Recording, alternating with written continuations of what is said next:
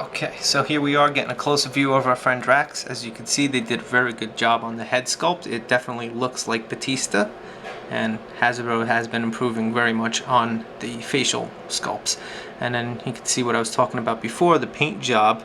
As you can see, they did a very good job. There's not a lot of splattering, there's not a lot of missed spots. They've actually taken the time and effort to give us a good quality paint job on a good quality figure.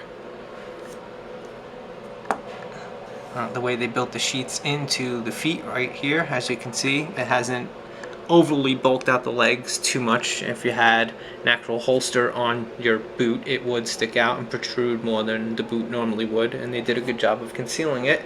And it also has a nice snug fit for the blades, and as you can see from some of the still pictures that we're putting up, he has some good poses, including one of him crouching and actually removing one from the sheath.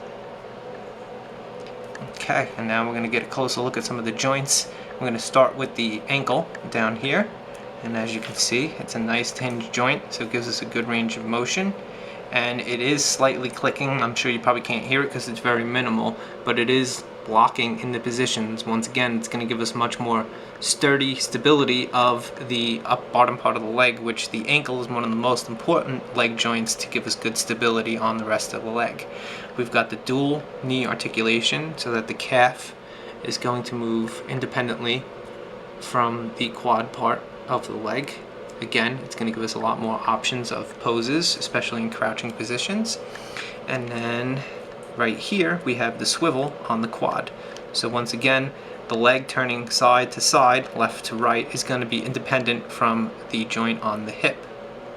Again, this is going to give us more control and more choices of the articulation that we get. As you can see, he's got the swivel for the waist. Again, it does lock in position, but it is a little loose, and again, it does protrude a little bit on the sides when you turn the upper body. This is definitely something Hasbro needs to take attention to and kind of work on and improve on a little bit. Again, it's given us the abdomen joint where you can see the seams run to the side. Again, this is a good joint on smaller figures, but not a great joint on the bigger figures. As you can see right here, it is a little loose. It doesn't hold weight of huge upper bodies that well. It does, however, lock. So at least in some of the crouching positions, if you want them to be looking down or kind of bending over a little bit, it is going to lock. But once again, for some reason, being that it locks in the low position, it never seems to clearly lock as tight in the upper position. Which again, this is one of the things that you need for good stability. If the figure's constantly trying to lean over, the legs are only so heavy and can only hold so much weight leaning forward.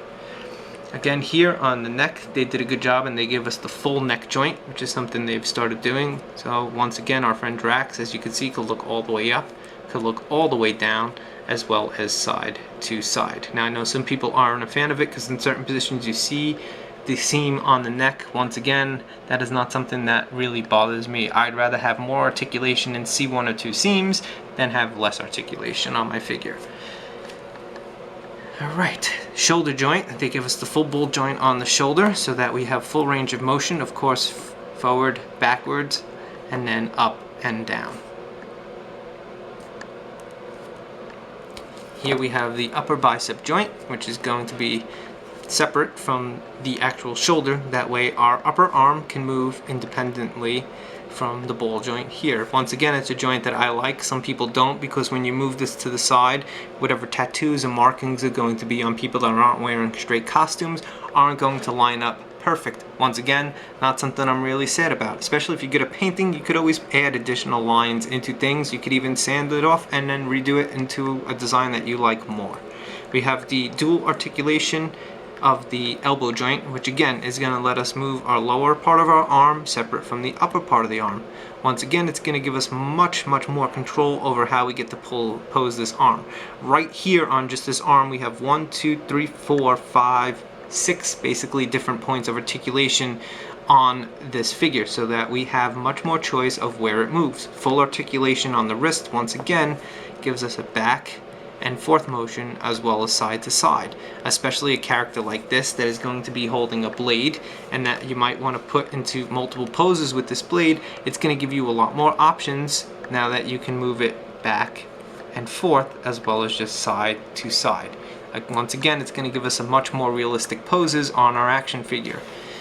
They did a great job with the posability on this action figure. Like I said, you have multiple points of articulation, and you should have no trouble getting this figure into the poses that you like.